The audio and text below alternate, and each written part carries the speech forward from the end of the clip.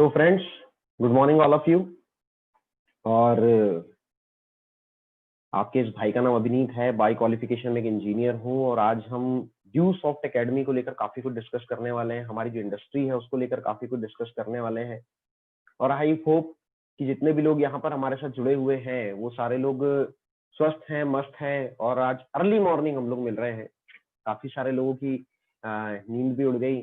और मतलब मैं सीरियसली आज के सेशन को ऐसे देखता हूँ कि जितने लोगों ने भी आज हमारे साथ सेशन ज्वाइन किया हुआ है, एक बात तो मैं आप लोगों के लिए बोल सकता हूँ कि आप लोग किसी और चीज के लिए ना सही लेकिन अपने करियर को लेकर 101% सीरियस है और बहुत ज्यादा ऊपर जाने वाले हैं। क्योंकि किसी ने क्या खूब कहा है कि जो समय से उठता है ना, समय से सोकर उठता है, बिस्तर समय से छोड़ देता है, वो लाइफ में बहुत ऊपर जाता है। अक्सर हमारे परिवार वाले बड़े बुजुर्ग सुबह के समय सबसे ज्यादा डांट फटकार सिर्फ एक ही चीज को लेकर हमें लगाते हैं कि समय से आप उठ जाइए, समय से आप बिस्तर छोड़ दीजिए। So welcome you all the associates. जो जितने भी लोग आज हमारे साथ जुड़े हुए हैं, मैं सब लोगों का वेलकम करना चाहूंगा। और आज हम कुछ चीजों पे बात करने वाले हैं, कुछ टॉपिक से बात करने वाले हैं जो आपके लिए बहुत ही जबरदस्त हैं। आपको बहुत मजा आएगा, काफी कुछ सीखने भी मिलेगा, काफी चीजें क्लियर भी होगी कि भाई आज हम जिस इंडस्ट्री के अंदर हैं, ये इंडस्ट्री क्या है, इस इंडस्ट्री का करियर क्या है, फ्यूचर क्या है, अगर हम शुरू करते हैं तो हम कहाँ तक पहुंच सकते हैं। क्योंकि चैलेंज क्या है पता है सबसे बड़ा, जब हम डायरेक्ट सेलिंग के अंदर आते हैं, इंडस्ट्री के अंदर आते हैं, जब 10 साल पहले मैंने इसके साथ शुरू किया तो सबसे बड़ा चैलेंज यहाँ पे ये होता है कि हम इसे इंडस्ट्री ही नहीं समझ पाते। सबसे बड़ा चैलेंज ये है कि हम इसे काम ही नहीं समझ पाते। हमारे किसी दोस्त ने, हमारे किसी आसपास के व्यक्ति ने हमें बताया होता है कि यार इस तरीके से ये एक प्लेटफॉर्म है और जिसके अंदर आप पार्ट टाइम कुछ एक्स्ट्रा इनकम कर सकते हैं। तो हम ना इसे ज्यादातर एक स्कीम के रूप में लेते हैं, ज्यादातर हम इस सिस्टम को एक ऑप्शन के रूप में लेते हैं। तो हम इसे ना उतना सीरियसली कर ही नहीं पाते और इसकी वजह से हमें उतनी प्रोग्रेस नहीं दिख पाता। और बाकी जो बचा कुचा काम है वो आसपास के लोग कर देते हैं, जो आपको बार बार कंफ्यूज करते हैं। मतलब मेरे साथ ड्यूसॉफ्ट में इसी शुरुआत में होती थी, जब मैंने ड्यूसॉफ्ट का प्लान देखा और प्लान देखने के बाद जब मैंने डिसीजन लिया कि नहीं मुझे ड्यूसॉफ्ट करना है, और ड्यूसॉफ्ट करने का डिसीजन लेकर मैं जब अपने रूम गया जहाँ पर मैं रहता था भोपाल में, तो वहां जाने के बाद होता है पेट में हलचल तो मचती है, आदत होती है हमें यार चलो किसी से तो सलाह ले लेते हैं, थोड़ा सा पूछ लेते हैं यार। हालांकि बताया गया था, समझाया गया था कि यार गधे फूक मारने के लिए बैठे हुए हैं मार्केट में, कोई ना कोई व्यक्ति है जिससे आप चर्चा करेंगे तो वो आपको निगेटिव कर देगा। सर 100% आपको बताया गया, आप लोगों को सिर्फ 10% गाइड कर पाओगे, पर फिर भी होता है, वो पछता नहीं है। इंडियन हैबिट्स है कि जब तक 2-4 लोगों से सलाह नहीं मांगो तब तक अच्छा नहीं लगता। तो जाने के बाद मैंने सलाह मांगी सबसे पहले अपने बड़े भाई साहब से। तो मैंने उनके सामने एक्चुअली बड़ा घुमा फिरा के बात रखी थी, क्योंकि बात दिमाग में वहां की भी घूम रही थी जो सर ने बोली हुई थी। तो मैंने घुमाकर बात रखी, मैंने कहा सर वो भैया मैंने ना भैया आपने ड्यूसॉफ्ट के बारे में सुन रखा है? तो भैया बोलते हैं कहाँ कंपनी वंपनी के चक्कर में पड़ रहा है, ये सब चीजें तो देखिए मैंने, कुछ नहीं होता इसमें। ठीक है, आज मैं 5 साल से यहाँ भोपाल में रह रहा हूँ, ये सब बोलने की बातें हैं। कुछ कंपनी वंपनी होती है, पैसा लगाना होता है, बंदे जोड़ो और पैसा आता है, कुछ नहीं होता इसमें, पढ़ाई कर, अभी चुपचाप पढ़ाई करने यहाँ आया है। ठीक है, अच्छा तू क्यों पूछ रहा है? जैसे भैया ने सवाल किया मेरा समझा, नहीं नहीं भैया वो तो मैंने ऐसे ही पूछ लिया था, तो मुझे ऐसा लगा कि पूछना चाहिए। वो सुनते सुनते वो मतलब कानों में कहीं से बात आई थी। मतलब मैंने उन्हें ये तक बताया तक नहीं कि भैया मैंने वाकई ड्यूसॉफ्ट एकेडमी का प्रोजेक्ट देखा है और किसी ने मेरे साथ चर्चा की और मैं एडमिशन लेने की सोच रहा हूँ। तो ये आलम था। मतलब चर्चा करते करते टाइम भी बड़ा सोच समझ के और डिसाइड के लिए नहीं, नहीं यार भैया ने बोला हुआ है तो शायद वो तो ज्यादा जानकारी रखते हैं, बिकॉज वो आज 5 साल से भोपाल में, 4 साल, अच्छा 4 साल से भोपाल में, मैं तो नया नया हूँ। और मैंने उस तुरंत डिसीजन लिया कि नहीं करना चाहिए। और दूसरे रोज फिर उसके बाद जब मैं कॉलेज गया, आप किस्मत बोलिए आप, ठीक है, शायद ऊपर वाले कुछ और मंजूर था, कहते हैं उसकी मर्जी के बगैर पत्ता नहीं हिलता, और शायद ऊपर वाला चाहता था कि मैं सिस्टम को शुरू करूं। और आज जहां तक मैंने इस इंडस्ट्री के अंदर अचीव किया हुआ है, ये सब मैं अचीव करूं, ऊपर वाले की तो प्लानिंग पहले ही बन जाती है। तो कहीं ना कहीं दूसरे दिन जब हम कॉलेज गए तो मुलाकात हुई प्रमोद सर के साथ, जो मेरे स्पॉन्सर भी थे, मेरे ग्रेड सीनियर अपलाइन भी थे। आज हमारे रिलेशंस बहुत ज्यादा, मतलब मैं ये बोल सकता हूँ, आई कैन से कि एक अपलाइन, एक टीम, या एक बड़े भाई से ज्यादा बढ़कर कुछ रिलेशंस हैं हमारे। तो कहीं ना कहीं वो मिल गए, अचानक राहुल सर मिल गए और उन्होंने कहा कि यार अभिनीत फिर स्टार्ट करना है आज हमने। तो मैं बोला नहीं यार ना हो पाएगा। बोले क्यों नहीं हो पाएगा? मैंने कहा यार वो पैसा अरेंज हो नहीं पा रहा मेरे से। सबसे बड़ा जो हम बहाना मारते हैं, ठीक है, कि सर वो पैसे नहीं हो पा रहे हैं, और कई सारी बातें बोल के मैंने उन्हें टालने की कोशिश की कि मेरा इंटरेस्ट नहीं है, मैं पढ़ने के लिए आया हूँ, और कई सारी बहाने होते हैं, आपने भी मारे होंगे। तो बहानों पे ज्यादा नहीं जाएंगे, क्योंकि आप तो एक्सपर्ट हैं, मैं भी एक्सपर्ट था, क्योंकि कॉलेज लाइफ चल रही थी और स्कूल कॉलेज लाइफ के अंदर बहाने बनाने में हम एक्सपर्ट होते हैं। लेकिन कुछ चीजें उन्होंने मेरे साथ डिस्कस की, मतलब ड्यूसॉफ्ट की लैंग्वेज में कहे तो उन्होंने मेरा विजन क्लियर करने की कोशिश की, थोड़े से फॉलोअप्स लगाए और उसके बाद मैंने डिसीजन लेके नहीं यार शुरू करना चाहिए, ठीक है। और डिसीजन लेकर मैंने सोचा कि चलो चालू करते हैं काम। अब उसके बाद जब चालू करने का डिसीजन ले लिया, ठीक है, तो फिर पैसा अरेंज किया, पैसा अरेंज करने के बाद काम चालू कर दिया। तो शुरुआती टाइम में ना ड्यूसॉफ्ट एकेडमी में मेरी ज्यादा प्रोग्रेस नहीं थी। मतलब जब ड्यूसॉफ्ट में मुझे 6 महीने हुआ तो 6 महीने के बाद ड्यूसॉफ्ट एकेडमी मेरा पहला पेमेंट मैंने ड्यूसॉफ्ट से उठाया 2000 रुपए का। 6 महीने, यस बिल्कुल आप सही सुन रहे हो, 6 महीने में पहली पेमेंट 2000 रुपए की बनी, दूसरी पेमेंट 9 महीने में बनी, तीसरी पेमेंट अचीव करते करते थोड़ा और समय लग गया और लगभग 1.5 साल लग गया था 30,000 रुपए कमाने में। 30,000 रुपए में 1.5 साल लगा, जबकि ड्यूसॉफ्ट एकेडमी का प्रोजेक्ट बोलता है, प्लान बोलता है कि आपने ज्वाइन करके अगर आप 1 साल ढंग से काम करते हो तो पहले साल में ही आपको 34 लाख से 49 लाख रुपए तक आता है। 1.5 लाख सप्ताह, 6 लाख महीना, रॉयल्टी वॉयल्टी और बहुत सारी प्लानिंग हमने भी कर रखी थी एडमिशन लेते टाइम। लेकिन जब 1.5 साल हुआ तो 1.5 साल में सिर्फ 1 माइल 1.5 माइल उठे। तो बार बार बिलीव मतलब आगे पीछे होता था। जब मैं इस चीज का जवाब ढूंढता हूँ आज, और आज मुझे ये चीज समझ में आती है कि ऐसा क्यों हुआ कि शुरुआती 1.5 साल में ये हाल था, और आज मैं पलट कर देखता हूँ कि 1.5 साल में सिर्फ एक ऑर्बिट यानी कि सिर्फ 30,000 रुपए बने थे, और आज हफ्ते का 60,000 से ऊपर बनता है। कभी 60,000, कभी 70,000, कभी 80,000, कभी 1 लाख भी बन जाता है, ठीक है। 1.5 लाख की कैब भी हिट की हुई है एक ही वीक के अंदर।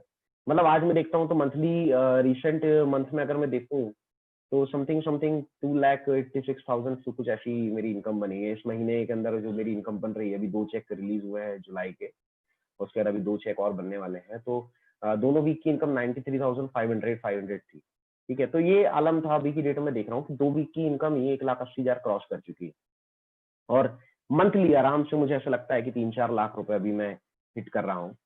तो ये कहाँ से हुआ? मतलब ये एक बहुत बड़ा सवाल आपके भी दिमाग में आया होगा जब मैंने ये आपको डाटा बताया अपने ही बारे में कि सर पहले 1.5 साल में सिर्फ एक ऑर्बिट और आज इतनी इनकम। हाँ सर, वो 10 साल हो गया ना, इस वजह से हो रहा होगा, 10 ईयर्स होने की वजह से हो रहा है। नो, ये ऐसा नहीं है कि 10 साल होने की वजह से हो रहा है। एक्चुअली एक बहुत बड़ा चेंज आया जब मैं ड्यूसॉफ्ट एकेडमी ने नया नया करना शुरू किया था ना। तो हमारे साथ एक बहुत बड़ा चैलेंज होता था कि जब भी हम मार्केट में जाते थे और किसी को भी ड्यूसॉफ्ट एकेडमी के बारे में बताने की कोशिश करते थे, तो हम उसको आधे घंटे बैठकर ये बात समझाते थे कि यार इस तरीके से आपने ड्यूसॉफ्ट करना है, अगर आप करोगे तो ये आपके टारगेट कंप्लीट होंगे, आप ये हिट करोगे, आप इतना पैसा कमाओगे। और हम उस व्यक्ति को जानकारी देते थे, तो हम उसको आधे घंटे समझाते थे कि आप इतना इतना काम करेंगे और आपको ये फायदा मिलेगा।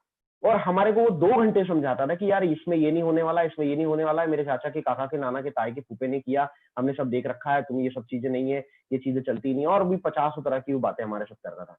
और हम बार बार कंफ्यूज हो जाते थे बिकॉज जब ड्यूसॉफ्ट के अंदर आए तो ड्यूसॉफ्ट में आने के पहले we don't know about direct selling, we don't know about Dewsoft. हमने कभी इंडस्ट्री के बारे में जाना नहीं था, ड्यूसॉफ्ट के बारे में जाना नहीं था, और बस किए जा रहे थे।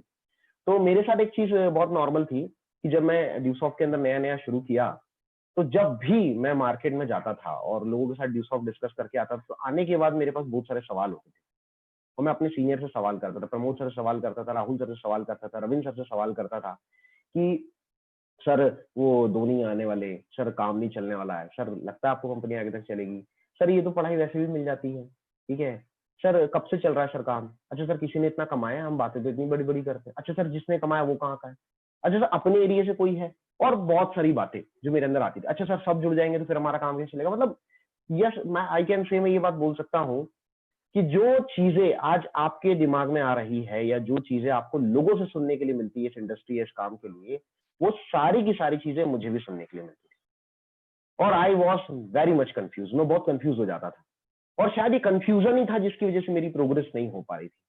क्योंकि आज कोई कंफ्यूजन नहीं है, आज बिल्कुल भी कंफ्यूजन नहीं है, इतना सा भी नहीं है, 10% भी नहीं है कंफ्यूजन। और आज उसका रिजल्ट भी मैं देख रहा हूँ कि आज प्रोग्रेस शायद उसी वजह से है।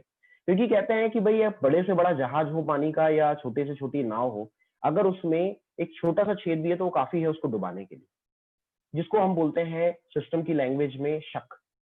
कि शक की सुई एक ऐसी सुई है ना जो व्यक्ति को आगे नहीं बढ़ने देती।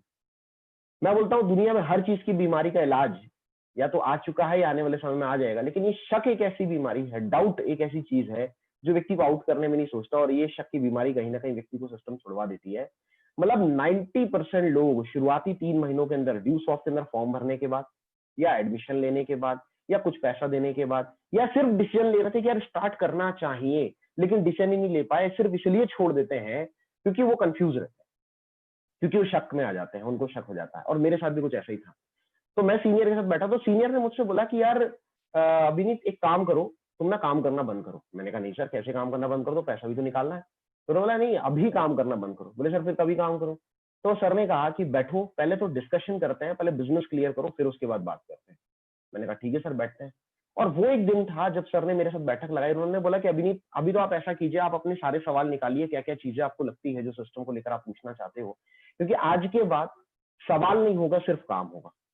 पहले तो आप पूछिए कि आप क्या जानना चाहते हैं। और उसके बाद बैठे, हम डिस्कशन हुआ, सारे सवाल मैंने लिखे, कुछ चीजें सर ने भी मुझे और बताई।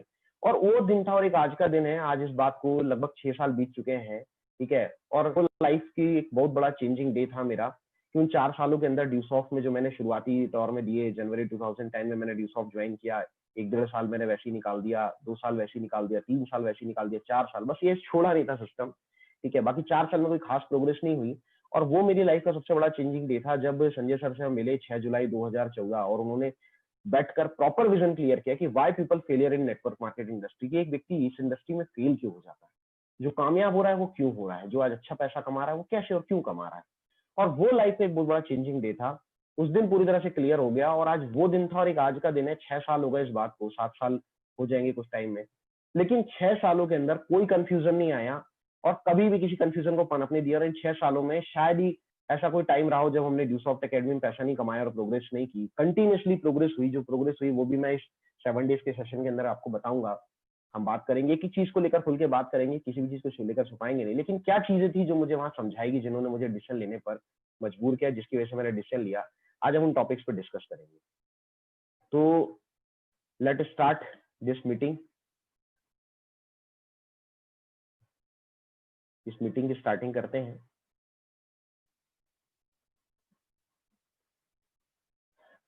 देखिए काफी सारे पार्टिसिपेंट जुड़ चुके हैं, समथिंग 450 जा चुका है आंकड़ा, मुझे दिखाई दे रहा है।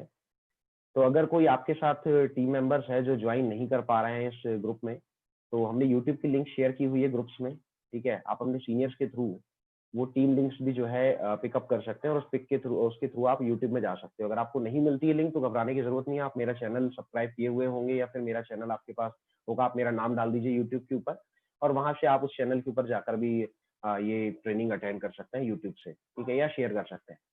तो बात करते हैं सफलता की ओर पहला कदम। कामयाबी क्या चीज है दोस्त?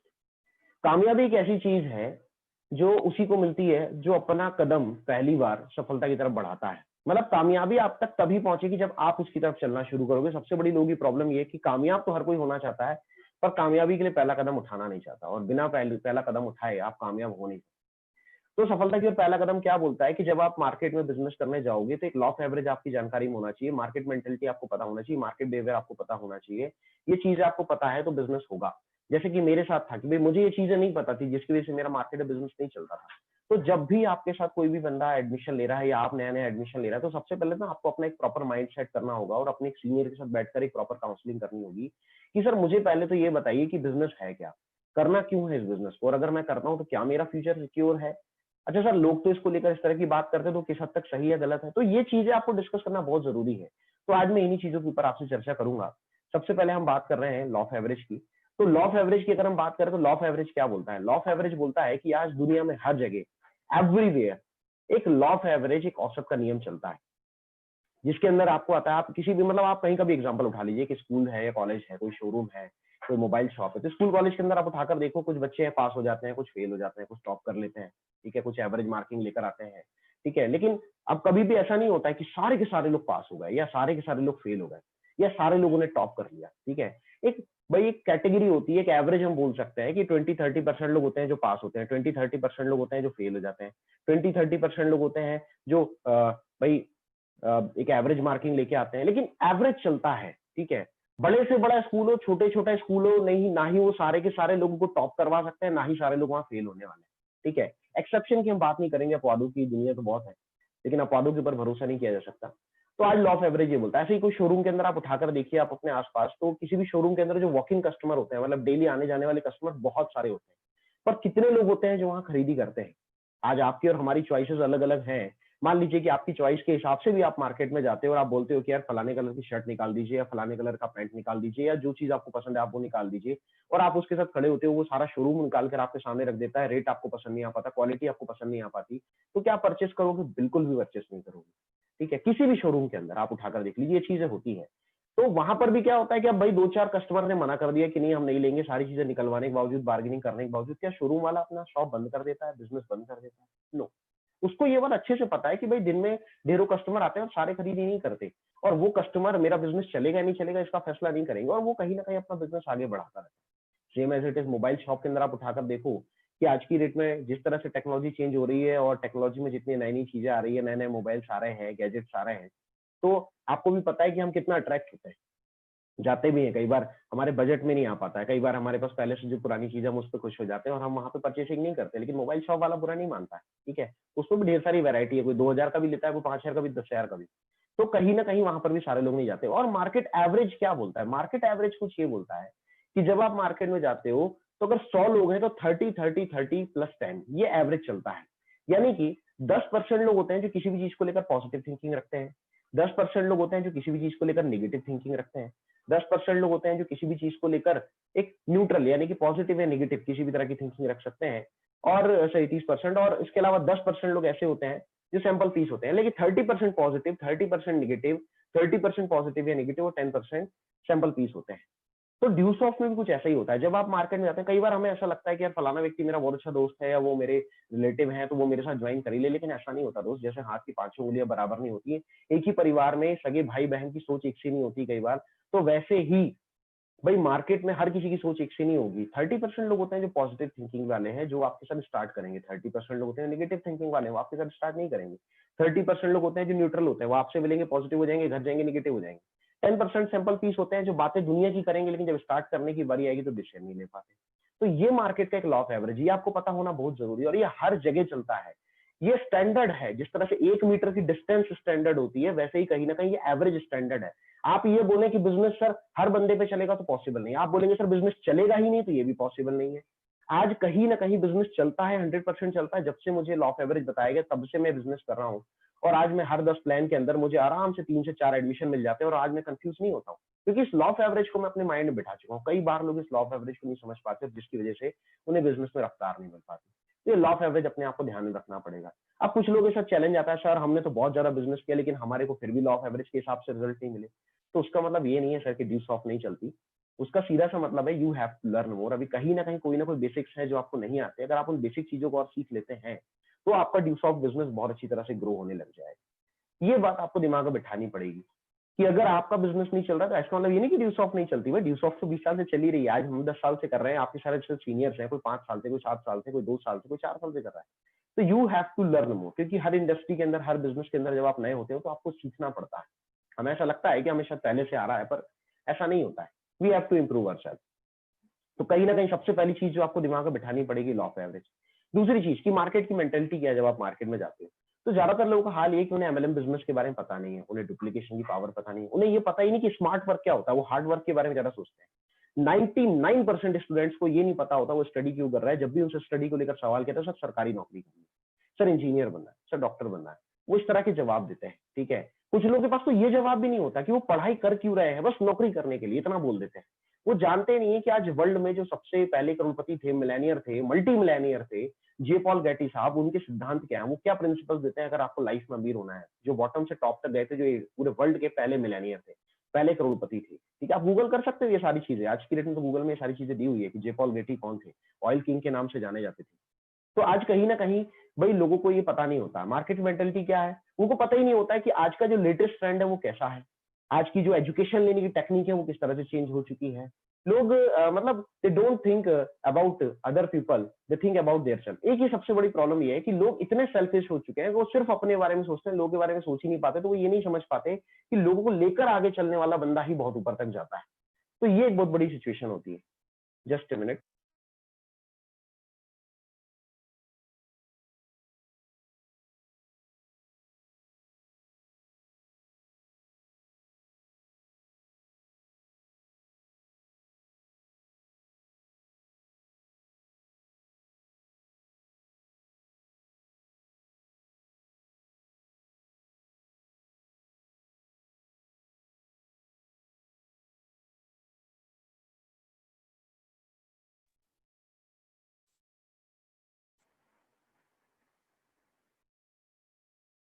सॉरी फॉर द इंटरप्शन, एक कॉल आ गया था, ठीक है, डिस्कनेक्ट किया जस्ट। तो कहीं ना कहीं मार्केट की प्रॉब्लम क्या है कि वो लेटेस्ट ट्रेंड और स्टाइल ऑफ एजुकेशन को नहीं समझ पाते, वो इतने सेल्फिश हो चुके हैं कि दूसरे के बारे में सोचते हैं, उन्हें समझ में ही नहीं आ पाता कि लोगों को लेकर आगे बढ़ने वाला ही ऊपर तक जाता है। लोगों की ज्यादातर मेंटेलिटी ब्रूनो और पैब्लो वाली है। इसके ऊपर मैं लंबी बात नहीं करूंगा, मैं सिर्फ आपको इतना बताना चाहूंगा कि ये जो एक स्टोरी है the parable of the pipeline, आप यूट्यूब के ऊपर जा सकते हो, इसे सर्च कर सकते हो और आप देखिएगा जरूर। मैं स्ट्रांगली रिकमेंड करूंगा आज जितने भी लोग हमारे साथ जुड़े हुए हैं, चाहे उन्होंने पहले देखा हुआ है चाहे उन्होंने पहले नहीं देखा हुआ है, वो एक बार parable of the pipeline, pipeline की स्टोरी सर्च कर लीजिए आप यूट्यूब के ऊपर, आपको मिल जाएगी, वो जरूर देखिए आप। वहां पे आपको पता चलेगा कि भाई आज मार्केट पैब्लो मेंटेलिटी के साथ नहीं चल रहा है, ब्रूनो मेंटेलिटी के साथ चल रहा है। ब्रूनो मेंटेलिटी यानी कि सुबह उठो, दिन भर काम पे जाओ, दिहाड़ी लगाओ, शाम को आओ और उसके महीने भर की अपना जो है पैसा ले लो। और कहीं ना कहीं इस मेंटेलिटी मतलब वो एक्टिव इनकम की तरफ बढ़ रहा है, पैसिव इनकम की तरफ, इसलिए वो कभी सिक्योर नहीं हो पाता, इसलिए हमेशा इनसिक्योर फील करता है। ठीक है, जब भी उसको पैसिव इनकम की बात आती है तो वो कहीं ना कहीं ये सोचता है कि यार रिस्क लूंगा तो शायद मैं कहीं ना कहीं इनसिक्योर हो जाऊंगा, लेकिन ऐसा नहीं होता। पैसिव इनकम सही मायने बंदे को सिक्योर करती है और ये बात कहीं ना कहीं पैब्लो मेंटेलिटी के अंदर आती है। जब आप वो स्टोरी देखेंगे तो आपको बहुत बेटर समझ में आ पाएगा। लगभग लोगों ने बचपन के अंदर एक प्यासे कौवे वाली कहानी सुनी हुई है, लेकिन वो प्यासे कौवे की मोरल ऑफ द स्टोरी क्या है, वो क्या सिखाना चाह रही है, ये बात लोग नहीं समझ पाते। हमने कई सारी चीजें सुनी हुई है, हम जब ये सेशन में बात करेंगे धीरे धीरे आपको समझ में आएगा। People don't have business mentality, that's why they don't, मतलब आज मार्केट के अंदर ये देखा जाए तो बिजनेस मेंटेलिटी के लोग बहुत ही कम, मतलब उंगलियों पे गिन सकते हैं। भाई गवर्नमेंट का एक आंकड़ा है कि 6% लोग ही हैं जो बिजनेस मेंटेलिटी रखते हैं, जो बदलते वक्त के साथ बदलना चाह रहे हैं, जो एंटरप्रेन्योरशिप की तरफ जाना चाह रहे हैं। ठीक है, 90% या 94% लोगों का आंकड़ा ये है जो बिजनेस मेंटेलिटी नहीं रखते, जॉब मेंटेलिटी रखते हैं। फिर मोदी साहब चाहे कुछ भी बोलते रहे, विंद्रा साहब कुछ भी बोलते रहे, या जितने भी इंडिया के जो टॉप टेनर्स है जो आप लोगों को गाइड करते हैं बड़े लेवल पे, वो आपको कुछ भी बोलते रहे, लेकिन मेंटेलिटी एक अलग है। मेंटेलिटी जॉब मेंटेलिटी है, ये जानते हैं। ठीक है, ज्यादातर लोगों की मेंटेलिटी क्या होती है, बीटीएसटी वाली मेंटेलिटी होती है। अब आप बोलोगे सर वो मतलब हमने सर बेस्टी की बस तो सुनी है सर, बीटीएसटी क्या है? BTST buy today sell tomorrow, मतलब तुरंत चाह रहे हैं, तुरंत। 4G टेक्नोलॉजी का जमाना है, एप्लीकेशन पे ऊपर क्लिक किया तुरंत डाउनलोड हो गई। ठीक है, किसी चीज पे क्लिक किया 5 मिनट ट्रांसफर हो गया। तो उनको आदत ये हो चुकी है कि इतना फास्ट की आदत हो गई है, पेशेंस नाम की चीज नहीं। सोचते हैं कि आज हमने शुरू किया कल पैसा आ जाए। सर आज ड्यूसॉफ्ट में 10,000 लगा रहे हैं सर, कल ही निकल जाना चाहिए। सर वो मेरा काम नहीं चला तो सर वो बातें लाखों की होती है सर, तो मैंने आज ज्वाइन किया, मुझे 6 महीने हो गए सर, तो मुझे तो फिर 1 लाख रुपए आना चाहिए था। भाई आएगा, ऐसा नहीं है कि नहीं आएगा, 6 लाख भी आएगा, लोग कमा रहे हैं, बट इट टेक्स टाइम। भाई दुनिया में कोई भी ऐसा सेक्टर नहीं है, आज टेक्नोलॉजी कितनी भी बढ़ जाए उसका मतलब ये नहीं है कि सर भाई बच्चा जो 9 महीने में पैदा होता था वो 1 महीने में पैदा हो जाए। कुछ लोग बोलते हैं सर नहीं सर, इतने सारे लोगों का सपोर्ट है, सीनियर्स भी तो है, एक्सपीरियंस भी तो, बिल्कुल एक्सपीरियंस। तो ये तो आप वही बोल रहे हो कि जो आज बच्चा भाई 9 महीने में पैदा हो रहा है, अगर 9 औरतें मिलकर पैदा करेगी तो 1 महीने में पैदा हो जाना चाहिए, ये कोई बात थोड़ी होती है। भाई कुछ चीजें ऐसी है जो साइंस के हिसाब से, साइकोलॉजी के हिसाब से देखा जाए तो वैसी चलने वाली है जैसी चलती है। तो वैसे ही हमारा करियर होता है, इट टेक्स टाइम। आज दुनिया भर में लोग डिफरेंट डिफरेंट फील्ड्स में अपना करियर बनाने जाते हैं और 12-12, 15-15 साल, 20-20 साल लगाते हैं। मैं खुद एक इंजीनियर हूँ, मुझे पता है कि भाई यहाँ एंट्रेंस की तैयारी, फिर 4 साल की इंजीनियरिंग, फिर 2 साल का एमटेक, गेट की प्रिपरेशन, फिर उसके बाद यहाँ वहाँ स्ट्रगल, 8 से 10 साल लग जाता है 12th के बाद ढंग से एक इंजीनियर को अपना करियर बनाने में। एक डॉक्टर की बात करें तो वो 12-12, 15-15 साल, 20-20 साल लगा देता है। एक बीएससी ग्रेजुएट बंदा, एक एमए किया हुआ बंदा, बीएड किया हुआ बंदा, ना जाने कितने सालों से संविदा की तैयारी कर रहा है और इंतजार कर रहा है। उसे पता है यार टाइम लगता है, तो नहीं पता है तो उसे ये चीज समझनी पड़ेगी, टाइम तो लगेगा ना। तो वैसे ही ड्यूसॉफ्ट एकेडमी है, इट टेक्स टाइम, लेकिन ये इन इंडस्ट्रीज की तरह समय नहीं लेती है जो बाकी सेक्टर्स है, ये बाकी एजुकेशन सेक्टर्स की तरह समय नहीं लगती है। 5 ईयर्स के अंदर हमने देखा है ड्यूसॉफ्ट के अंदर लोगों को 1 लाख रुपए से ऊपर जाते हैं। तो आज ये चीजें हैं, 5 साल के अंदर आप आगे बढ़ जाते हो, लेकिन उतना तो लगेगा। अब आप बोलो कि सर तुरंत हो जाए, तो नहीं है। जब भी इस इंडस्ट्री के अंदर आप किसी सुपर सीनियर के साथ बैठेंगे, वो हमेशा आपसे बोलेगा कि इस बिजनेस को 2 से 5 साल कीजिए, 2 से 5 साल जम के कीजिए, आपका करियर एकदम सिक्योर हो जाएगा। और अगर आप सोच रहे हैं 1 दिन में हो जाएगा, तो बिल्कुल पॉसिबल नहीं। ठीक है, दुनिया में देखो 3 तरीके से एक बीज के पास मौके होते हैं। There are 3 types of people like the seeds of grain.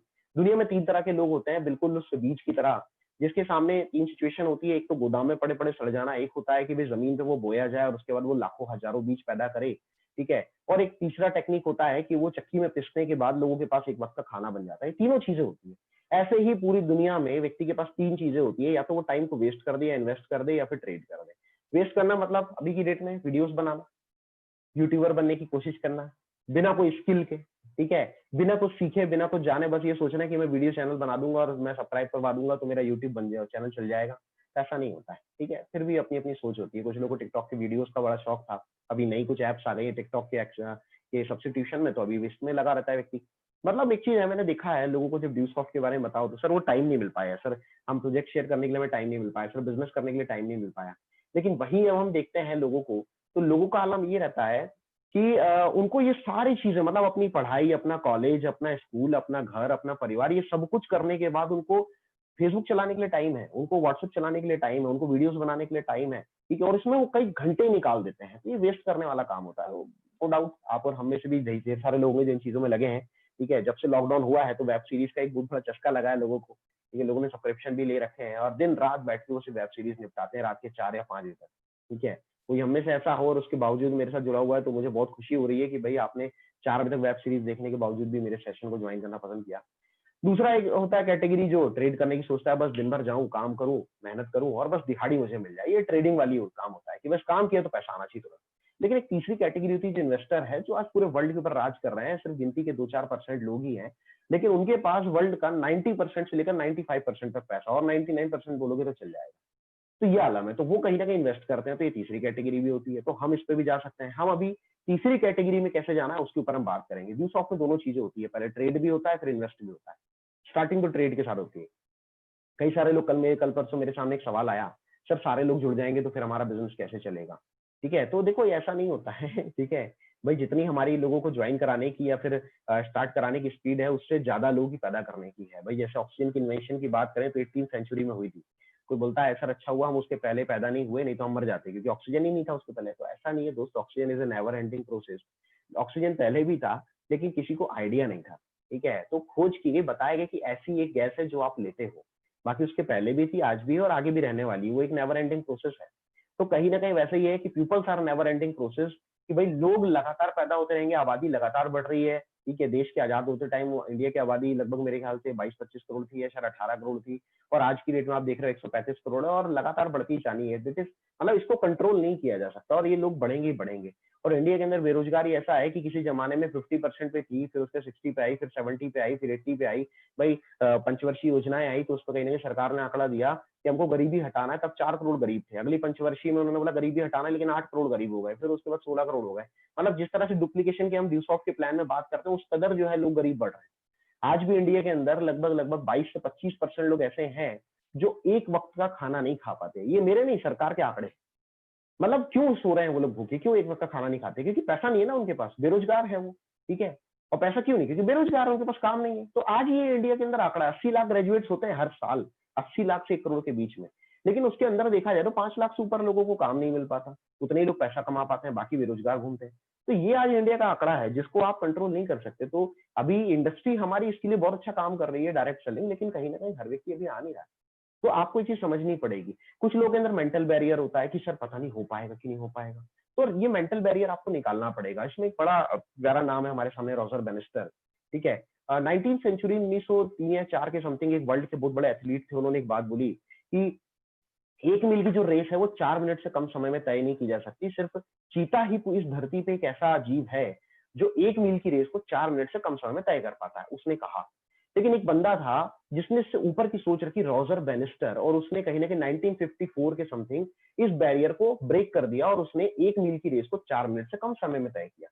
तो अचंभा क्या है इस चीज में, मैं आपको वो बताना चाह रहा हूँ कि जब उसने बैरियर को तोड़ा, उसके बाद से लेकर अभी तक यानी कि 2020 तक हजारों की संख्या में लोग हैं जो इस बैरियर को तोड़ चुके हैं और 1 मील की रेस को 4 मिनट से कम समय में तय कर चुके हैं। और इसमें बहुत सारे हाई स्कूल स्टूडेंट्स भी हैं। तो ये मैं आपको क्यों बता रहा हूँ? मैं आपको इसलिए बता रहा हूँ कि दोस्त आप मुझे बताओ कि पहले 1900 साल लग गए, लेकिन 1900 सालों में किसी भी व्यक्ति ने 1 मील की रेस को 4 मिनट से कम समय में तय नहीं किया। लेकिन रॉजर बेनिस्टर के वही उस चीज को तय करने के बाद ऐसा क्या हुआ कि इतने हजारों लोग जो है उस बैरियर को तोड़ चुके हैं? भाई क्या धरती की गुरुत्वाकर्षण शक्ति बदल गई? क्या वो 1 मील जो था वो स्टैंडर्ड अगर इतना था तो अब क्या इतना हो गया है? या फिर जो 4 मिनट का टाइम होता था पहले वो 60 सेकंड के हिसाब से होता था, अब क्या वो 80 सेकंड के हिसाब से हो गया? नो, ये सब कुछ पहले जैसा था, सिर्फ एक चीज बदली थी कि आदमी की थिंकिंग में एक चीज आ गई कि नहीं यार किया जा सकता है, क्योंकि किसी और ने किया है। आज आप सचिन को उठाकर देखिए, सचिन जी ने जब डबल सेंचुरी मारी वनडे के अंदर, तो उसके पहले 2000 वनडे खेले जा चुके थे, लेकिन किसी ने भी वो सेंचुरी नहीं मारी थी, डबल सेंचुरी नहीं मारी थी। तो लगता ही नहीं था लोगों को वनडे मैच के अंदर मारी जा सकती है। लेकिन जब सचिन ने उसको अचीव किया तो उसके बाद से कई सारे लोग हैं जो अचीव कर चुके हैं। और रणजीत के अंदर या लोकल मैचेस के अंदर देखा है तो उसमें तो ढेर सारे लोगों का रिकॉर्ड है कि जो 200 जो है एक ही मैच के अंदर, वनडे मैच के अंदर अचीव कर चुके हैं। क्यों? क्योंकि मेंटल बैरियर टूट गया, उन्हें पता चला कि किया जा सकता है, इट इज अचीवेबल। तो आज कहीं ना कहीं जब इंडस्ट्री की बात आती है, डायरेक्ट सेलिंग की, बिजनेस की बात आती है, तो ज्यादातर लोगों के दिमाग में आता है कि सर अचीव किया जा सकेगा, लेकिन किया जा सकता है। आज जब ये सेशन अभी आप अटेंड करोगे, अगर आप इस सेशन को पूरा अटेंड करते हो, तो इट इज माय गारंटी कि मैं आपको ये बात समझा कर और दिखाकर छोड़ूंगा, दिखाकर लाइव सेशन में, कि भाई वाकई लोगों ने अचीव किया हुआ, कितना तक अचीव किया है शायद आपको अब ये बिलीव ना हो पाए। पहले तो ये बिलीव नहीं होता कि इतना आता होगा, लेकिन जब आप इतना पैसा आएगा भी, लेकिन जब आप देखोगे कितना पैसा, तो आपको ये बिलीव नहीं हो पाएगा कितना आता है। तो आज कहीं ना कहीं लोगों ने हिट किया हुआ है। लोगों के पास वास्ट विजन नहीं होता, दूर की सोचते नहीं है, वो सोचते हैं कि बस आज रात में मैं घर में सो रहा हूँ, कल 5 स्टार होटल में उठ जाऊं। ठीक है, ज्यादातर लोग टॉप में पहुंचना तो चाहते हैं, मतलब लोग माउंटेन तक पहुंचना तो चाहते हैं, लेकिन वो जो सिंगल स्टेप चढ़ चढ़ के वहां तक पहुंचा था, वो स्टेप रखना नहीं चाहते। आज हमारी जनरेशन के अंदर सबसे बड़ी प्रॉब्लम ये है कि टॉप करना चाहता है, टॉप पे पहुंचना चाहता है, लेकिन मेहनत नहीं करना चाहता। ये हमारे और आपके बीच की बात है, ठीक है, इसे हम अपने बीच में ही रखेंगे, लेकिन ये बात सच है। आज कहीं ना कहीं not ready for struggle, wish that other do their task. आज की डेट में ज्यादातर लोगों की सोच यही होती है, मुझे स्ट्रगल ना करना पड़े और मेरे हिस्से का जो काम हो कोई और कर ले। ठीक है, और इंडस्ट्री में तो हम ज्यादातर देखते हैं कि जो लोग शुरू शुरू में ज्वाइन करते हैं, वो तो इस सोच के साथ ज्वाइन करते हैं मेरी लेफ्ट भी आ जाए राइट भी आ जाए, वो दोनों काम करेंगे, बैठ के पैसा कमाऊंगा। इस सोच के साथ भी लोग इस इंडस्ट्री के अंदर शुरू करते हैं। अब आप बोलोगे सर ऐसा तो होता है ना सर, वो तो नीचे वाले काम करेंगे तो पैसा तो आता है, बिल्कुल आता है। लेकिन ये सोच है कि कोई और करे और मैं आगे बढ़ जाऊं, ये सोच गलत है। मैं सोच पे बात करता हूँ। लोगों की जो सोच है वो कहीं ना कहीं ब्लाइंड पर्सन की तरह होती है और एक हाथी की तरह। मतलब ये इमेज आपने शायद देखी हो, कभी आपने ट्रेनिंग अटेंड की हो सीनियर्स के थ्रू, कि भाई एक हाथी के पास 6 बंदों को खड़ा किया गया, उनसे पूछा जा रहा है।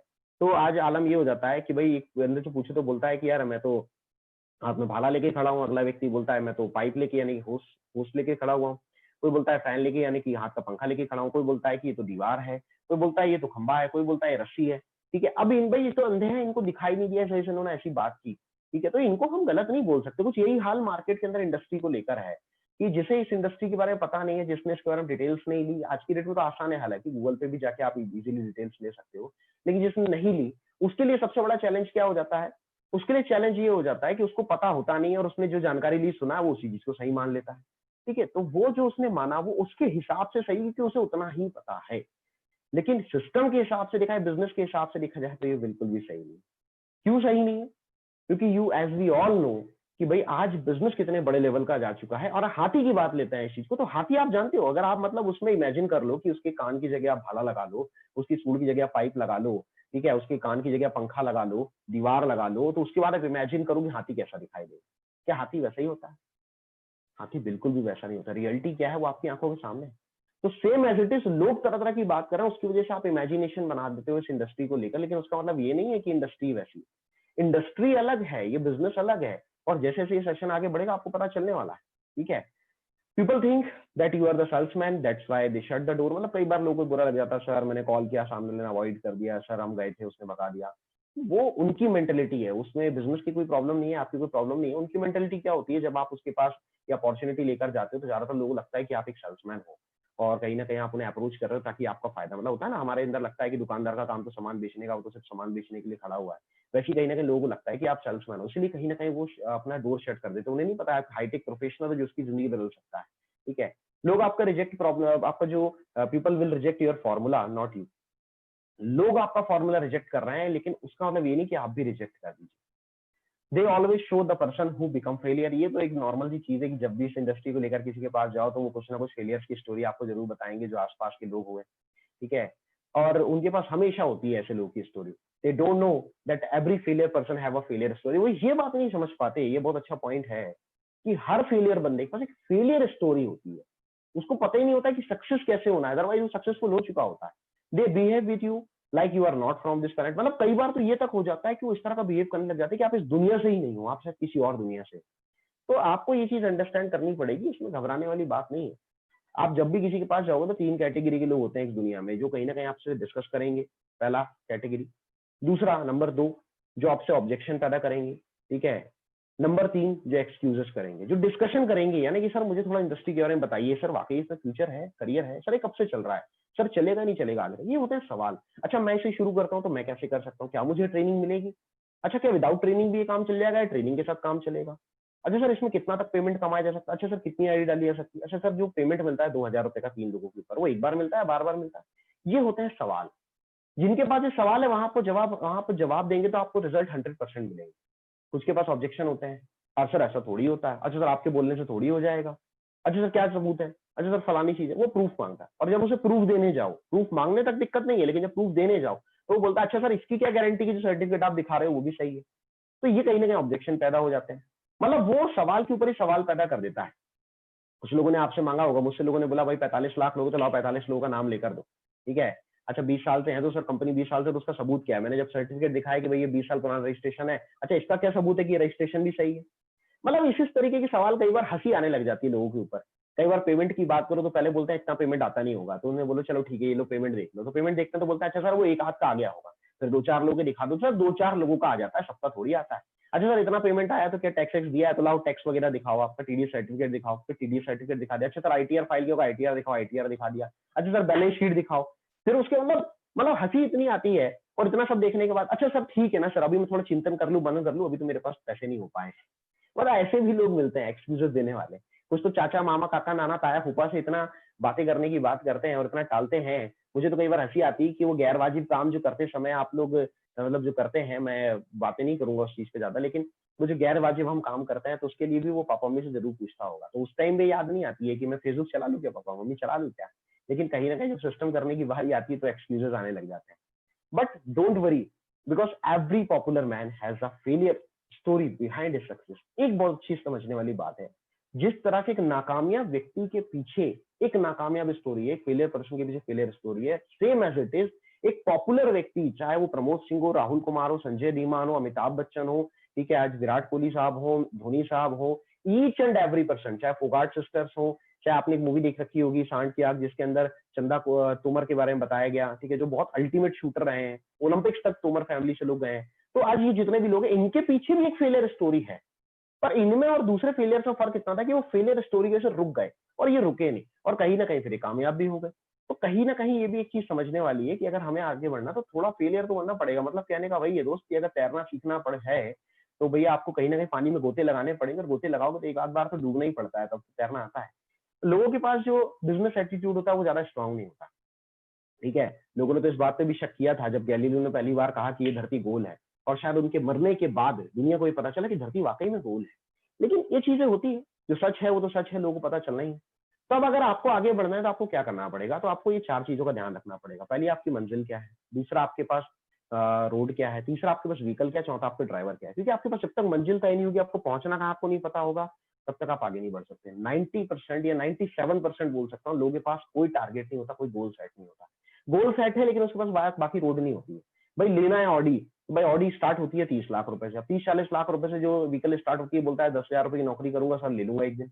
कैसे पॉसिबल है भाई? पूरी जिंदगी का कैलकुलेशन मार के देख कि सेविंग तो क्या अपनी कर भी पाएगा, और जब तक सेविंग करेगा तब तक क्या उसकी कीमत उतनी बचने वाली है, पता नहीं होता उसे। अगर एक मंजिल तय करना है कि जैसे दुबई जाना है, तो अब दुबई तक पहुंचने के लिए वाया रोड नहीं जा सकता भाई, वाया फ्लाइट जाना पड़ेगा, या फिर वाया आपको पानी के जहाज से जाना पड़ेगा, आपको वाया सी जाना पड़ेगा आपको। तो ये चीज आपको इंपॉर्टेंट समझनी पड़ेगी कि रोड क्या है भाई, उस मंजिल तक कौन सा रास्ता है जो लेकर जाता है। तीसरी चीज है कि वहां व्हीकल कौन सा है जो फास्ट चलने वाला है, क्योंकि आज की डेट में फास्ट भी तो चाहिए ना, हमें फास्ट भी तो जाना है। ठीक है, अब आप बोलो बैलगाड़ी जाऊंगा तो फिर तो पता ही आपको कब पहुंचेंगे आप। और चौथी चीज ड्राइवर, कि ड्राइवर बेटर है या नहीं, क्योंकि जिसके पास ड्राइविंग अच्छी नहीं है, अगर ड्राइवर अच्छा नहीं होगा तो काम नहीं होगा।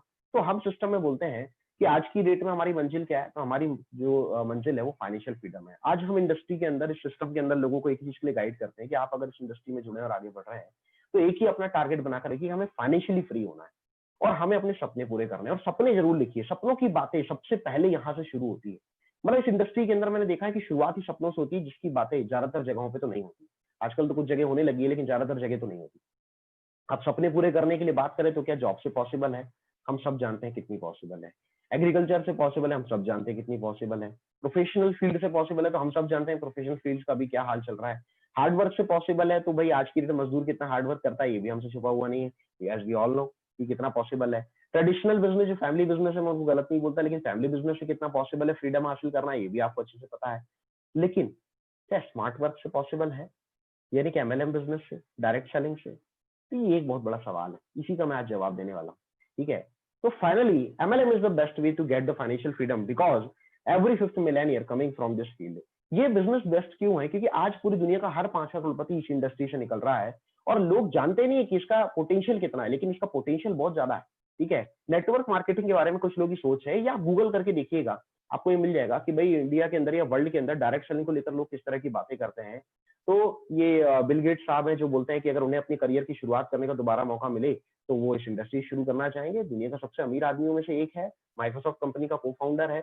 लोग इसकी कंपनी में नौकरी करने का सपना देखते हैं और आज इस व्यक्ति का कहना है कि ये नेटवर्क मार्केटिंग करेगा अगर इसको ये अपनी जिंदगी शुरू करनी है तो। दूसरा व्यक्ति, अगर हम बात करें ब्रायन ट्रेसी, जिनका कहना है the future of network marketing is unlimited. ठीक है, मतलब इस इंडस्ट्री का फ्यूचर अनलिमिटेड है, कोई इसे रोक नहीं सकता। ठीक है, इसके अंदर कोई एंड नहीं है और अगर लोग ग्रो करना चाहते हैं तो लोगों को इस प्रोग्राम के अंदर आना चाहिए। और ये आने वाले समय का सबसे ज्यादा रिस्पेक्टेड बिजनेस मॉडल होने वाला है। मतलब ये भी एक चीज है कि कई लोग सवाल करते हैं, सर हम करना तो चाहते हैं लेकिन हमने देखा जा रहा तो लोग इस व्यापार को सही नजरिए से नहीं देखते। तो घबराने की जरूरत नहीं है। जैसे हर इंडस्ट्री को शुरुआती टाइम पे एक कमेंट से गुजरना पड़ा या एक अपोज से गुजरना पड़ा, इस इंडस्ट्री में गुजरना पड़ रहा है, लेकिन ये 100% श्योर है कि इस व्यापार को बहुत ही रिस्पेक्टेड व्यापार के तौर में पूरी दुनिया में देखा जा रहा है और इंडिया के अंदर भी देखा जा रहा है और आपके आसपास नहीं देखा जा रहा है तो कुछ समय में देखा जाएगा। रामविलास पासवान का कहना है कि 2025 तक ये 21st सेंचुरी का एक बहुत बड़ा बिजनेस होगा जो भारत सरकार को 9,000 करोड़ से ऊपर का रेवेन्यू देने वाला है। ठीक है, इसके अलावा ये दुनिया के बहुत बड़े इन्वेस्टर हैं, वॉरेन बफेट, इन्होंने 2-3 नेटवर्क मार्केटिंग कंपनीज खुद खोल के रखी हुई है। मतलब ये खुद इन्वेस्ट कर रहे हैं क्योंकि ये जानते हैं कि इस इंडस्ट्री के अंदर बहुत बड़ा फ्यूचर है। नेटवर्क मार्केटिंग को लेकर कलाम साहब का बोलना था कि डायरेक्ट सेलिंग इसी का सदी का सबसे बड़ा बढ़ता हुआ व्यापार है, तेजी से बढ़ता हुआ व्यापार है जिसके अंदर हर युवा और महिला को वैश्विक रूप से शामिल होना चाहिए। अन्यथा आप अपनी युवा एज का, यूथ एज का सबसे बेहतर हासिल नहीं कर सकते, ये इनका कहना है। इसके अलावा अगर हम जाएं तो वॉरेन बफेट ने और भी स्टेटमेंट दिए हैं, मोदी साहब के स्टेटमेंट्स हैं, ठीक है, वॉरेन बफेट के स्टेटमेंट्स हैं। साथ में अगर मैं देखूं तो जो आज एक बहुत बड़ा नाम है लेस ब्राउन, उनका भी एक बहुत बड़ा स्टेटमेंट है। तो आज ऐसे बहुत सारे लोग हैं जो स्टेटमेंट दे रहे हैं। दुनिया के सबसे उभरते हुए राष्ट्र या सबसे पावरफुल कंट्री, ठीक है, इकोनॉमिकली बोल लें या किसी भी तरीके से बोल दें, अमेरिका, तो वहां के जो आज राष्ट्रपति हैं डोनाल्ड ट्रंप, इनकी अगर हम बात करें तो ये तो खुद एक नेटवर्कर रहे हैं। इन्होंने तो नेटवर्क इंडस्ट्री पर बहुत सारी किताबें भी रखी हैं, लिख रखी हैं। ठीक है, इसके पहले बिल क्लिंटन का भी स्टेटमेंट पढ़ा था। आप यूट्यूब के ऊपर जाओगे तो bill Clinton, what says bill Clinton about direct selling, तो वो भी आपको वीडियो मिल जाएगा यूट्यूब के ऊपर। अगर आप डोनाल्ड ट्रंप की वीडियो सर्च करेंगे डायरेक्ट सेलिंग को लेकर तो वो भी बहुत सारे मिल जाएंगे। मतलब इतने लोग हैं जो सपोर्टिव में है। मतलब आप में से कई सारे लोगों को शायद ये पता भी नहीं होगा कि इतने बड़े बड़े लोग भी इसका सपोर्ट कर रहे हैं जब हम इस इंडस्ट्री को लेकर नेगेटिव सोचते हैं। और आज आंकड़े क्या बोलते हैं? आंकड़े ये बोलते हैं नेशनल फुटबॉल लीग 1200 करोड़ तक की गई थी। ये 2015 के आंकड़े हैं, अभी 2020 के नहीं है, 5 साल पुराने आंकड़े मैं आपको दे रहा हूँ। नेशनल फुटबॉल लीग एनएफएल अगर इसकी बात करें तो 12 बिलियन करोड़, ठीक है, और ये सारा का जो फिगर है ये डॉलर्स में है, ठीक है, रुपीज में नहीं है। मैं रुपीज में कन्वर्ट आप खुद कर सकते हो, 74-75 डॉलर से 74-75 रुपए अभी $1 का रेट चल रहा है। ठीक है, आप कैलकुलेट कर लेना, मैं अभी आपको सिर्फ फिगर बता रहा हूँ कि 1200 करोड़ डॉलर, ठीक है, नेशनल फुटबॉल इंडस्ट्री जा रही थी 2015 तक। फिर उसके बाद 1500 करोड़ में थी म्यूजिक इंडस्ट्री, 9,100 करोड़ की बीडियो गेमिंग इंडस्ट्री यानी कि पबजी वगैरह जो आप खेलते हो, बिल्कुल। मूवी इंडस्ट्री की बात करें तो 3,800 करोड़ पे थी, ठीक है। National food industry, FMCG products की जिनकी हम बात करते हैं बार बार, तो वो नेशनल फूड इंडस्ट्री 80 बिलियन की 8,000 करोड़ डॉलर्स के ऊपर थी। लेकिन नेटवर्क मार्केट इंडस्ट्री 18,370 करोड़ पे थी 2015 तक, और 2018 का आंकड़ा है 192.9 बिलियन डॉलर्स का। अब ये आंकड़ा कहां से लेके आया मैं वो भी आज आपको शो करूंगा, दिखाऊंगा, ठीक है। तो ये आज इसका आंकड़ा है, मतलब इंडियन रुपीज में कन्वर्ट करो तो ये बहुत ज्यादा निकल के आ रहा है। 2018 तक इतना तक जा चुका था, ठीक है। अब मैं ये आंकड़े आपको दिखाता हूँ कि ये आंकड़े हम लेकर कहां से आए, ठीक है। चलिए मैं लेकर चलता हूँ आप लोगों को। मैंने ये आंकड़े स्पेशली आप सब लोगों के लिए ही निकाले हुए थे, तो please wait, I will show you. India के अंदर जिस तरह से आईडीएसए चलता है, वर्ल्ड लेवल पे WFDA चलता है, world federation of direct selling association, वही सारे आंकड़े जारी करता है और उनके पास ये सारे आंकड़े एग्जैक्ट हैं रिपोर्ट्स के साथ। तो मैं वो आंकड़े आप लोगों को दिखाता हूँ कि वो आंकड़े क्या बोलते हैं।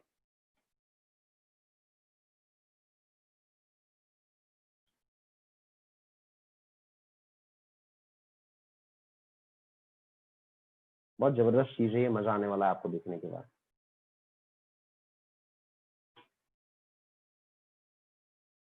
हाँ जी, ये आंकड़े,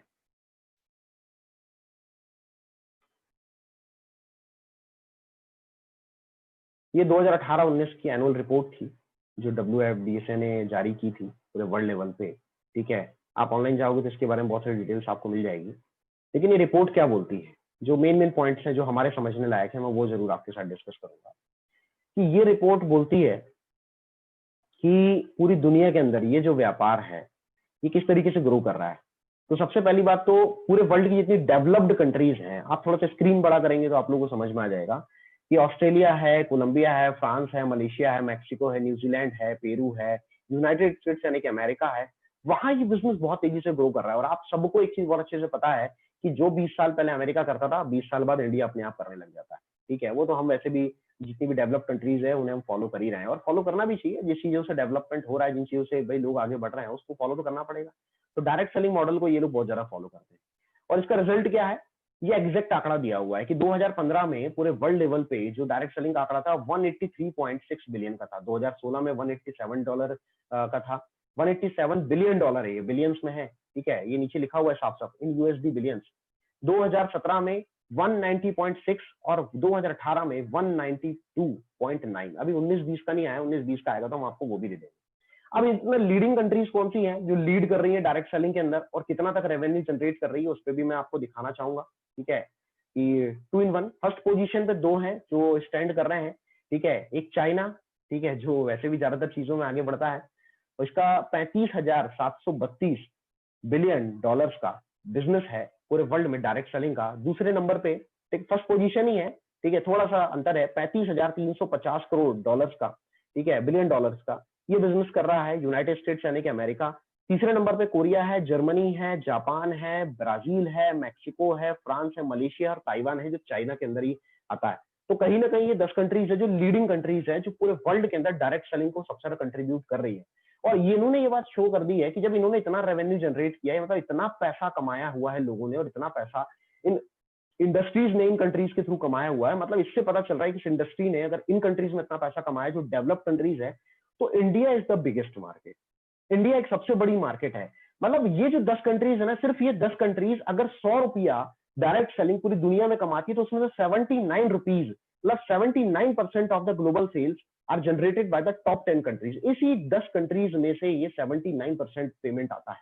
ठीक है, और 3 of 4 region had sales growth driving global growth.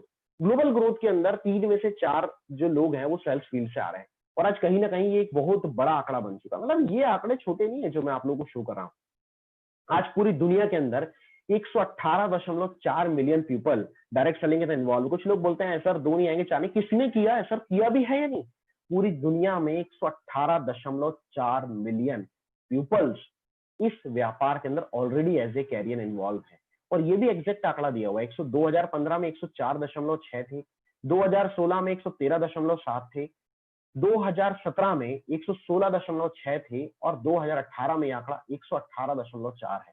मतलब इसको आप मिलियन में है, अगर इसको आप करें तो 1 मिलियन में 10 लाख लोग आते हैं, 118 गुणे 10 कर लीजिएगा, ठीक है, तो आपको समझ 10 लाख कर लीजिएगा तो आपको ऑटोमेटिक समझ आएगा कितने करोड़ों लोग ऑलरेडी इस इंडस्ट्री के अंदर इन्वॉल्व है। मतलब 100 मिलियन से भी ज्यादा लोग, ठीक है, मतलब 100 मिलियन से ज्यादा लोगों का मतलब है कि लगभग शायद 100 करोड़ लोग या फिर 10 करोड़ से ऊपर लोग हैं जो इस बिजनेस के अंदर इन्वॉल्व है। 10 करोड़ से ऊपर लोग ऑलरेडी पूरी दुनिया में इस बिजनेस के अंदर इन्वॉल्व है।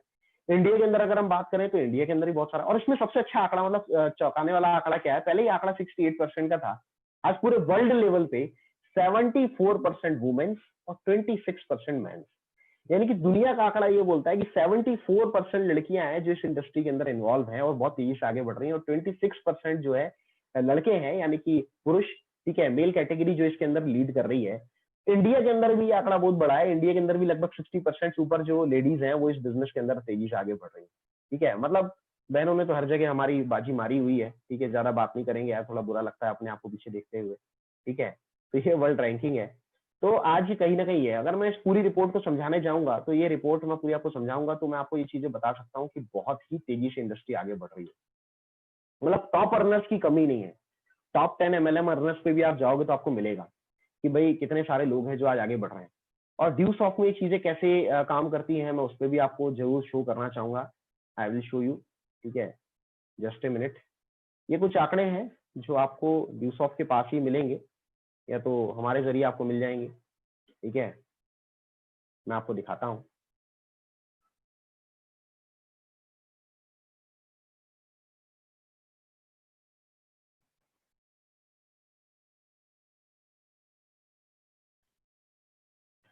2019 में कुछ चीजें हमें बताई गई थी अनुराग सर के थ्रू, वो चीजें मैं आप लोगों के साथ शेयर कर रहा हूँ। ठीक है, इसमें सारे पॉइंट्स पे मैं डिस्कस नहीं करूंगा, लेकिन कुछ एक पॉइंट्स पे मैं डिस्कस जरूर करूंगा जो आप लोगों के देखने लायक है। ठीक है, मैं आप लोगों को जरूर बताऊंगा, क्योंकि ये कुछ चीजें हैं जो मैं आप लोगों को जरूर शो करना चाहता हूँ, क्योंकि आजकल की दुनिया बिना कंटेंट के, बिना डाटा के मानती भी नहीं है। बहुत सारी चीजें हैं सिखाने समझाने के लिए। तो हाँ, ये आईडीएसए की रिपोर्ट है, इंडियन डायरेक्ट सेलिंग एसोसिएशन 2018-19 की। जैसे 18-19 में मैंने आपको WDSA मतलब world federation of direct selling association के बारे में बताया, वैसे इंडियन डायरेक्ट सेलिंग एसोसिएशन का भी कुछ रिपोर्ट है, वो भी मैं आपको बताता हूँ। ठीक है, 192.9 करोड़ बिलियन जो डॉलर है, वो तो मैंने आपको बता दिया, वर्ल्ड लेवल पे आंकड़ा है। चाइना इसमें टॉप कर रहा है, 18.5% कंट्रीब्यूशन है। यूएसए भी उसके जस्ट पीछे ही है, पहली पोजीशन पे ही है, लगभग 18.3% शेयर दे रहा है। अब इंडिया के अंदर देखा जाए तो 2015-16 की रिपोर्ट बोलती है कि 8,308 करोड़ का डॉलर्स में ये सारा का सारा इतना बिजनेस इंडिया के अंदर डायरेक्ट सेलिंग इंडस्ट्री ने दिया। 2017-18 में यही बिजनेस 11,670 करोड़ का था। 2018-19 में यही बिजनेस 13,080 करोड़ का था, और ग्रोथ रेट लगातार 13% का है। मतलब लगातार ये बिजनेस बढ़ रहा है इंडिया के अंदर। आज इंडिया के अंदर 5.8 मिलियन टोटल डायरेक्ट सेलर्स हैं। ठीक है, पूरी दुनिया में हमने आपको आंकड़ा बताया 118.4 मिलियन, इंडिया के अंदर 5.8 मिलियन, मतलब 58 लाख लोग हैं ऑलरेडी जिन्हें ये व्यापार रोजगार दे रहा है। मतलब आप अगर ये जानना चाहते हैं कि वाकई व्यापार ने रोजगार दिया, तो 58 लाख लोगों को ऑलरेडी ये व्यापार रोजगार देकर बैठा हुआ है इंडिया के अंदर। ठीक है, contributed 2,500 crore to the exchequers during the period, और इस पीरियड के अंदर 2500 करोड़ से भी ज्यादा है जो लोगों के बीच में बटा है। अब स्टेजेस क्या होते हैं किसी भी इंडस्ट्री के, पूरी इंडस्ट्री की बात करूंगा मैं, अभी पर्टिकुलर ड्यूसॉफ्ट की बात नहीं करूंगा। कोई भी इंडस्ट्री जब शुरू होती है, जैसे कि हम लोगों को एग्जांपल देते हैं, प्लास्टिक एक नया नया आया, लोगों ने अपोज किया, बाद में लोगों ने एक्सेप्ट किया। फिर पेट्रोलियम नया नया आया, लोगों ने अपोज किया, बाद में एक्सेप्ट किया। प्रॉपर्टीज नई नई आई, पहले लोगों ने रिजेक्ट किया, फिर बाद में एक्सेप्ट किया। फिर उसके आईटी नई नई आई, लोगों ने रिजेक्ट किया, बाद में एक्सेप्ट किया। देखो, हर इंडस्ट्री के ना फेसेस होते हैं, एक नेगेटिव फेस होता है, फिर उसके बाद एक पॉजिटिव फेस होता है, फिर कंपटीशन फेस होता है, सॉरी ये ग्रोथ फेस होता है, फिर पॉजिटिव फेस होता है। तो ये कई सालों में होता है। तो 1996 में लगभग कहा जाता है कि इंडिया के अंदर ये बिजनेस शुरू हुआ था। ठीक है, जब बहुत सारी कंपनीज आई, 2000 में डीसॉफ्ट ने भी ये बिजनेस इंडिया के अंदर शुरू किया डायरेक्ट सेलिंग का। 2016 एक एग्जैक्ट डेट है, लिखित तौर में कुछ भी नहीं था, लेकिन तो लिखित तौर पे अगर कोई आपसे पूछे कि ये बिजनेस सामने कब आया लिखित तौर पे, तो 2016 जब भारत सरकार गाइडलाइन लेके आई। ये इस एग्जैक्ट डेट को मैं डेट भी बताऊंगा आपको किस डेट में हुआ। तो ये एक डेट था जिस डेट में ये इंडस्ट्री इंडिया के अंदर आई।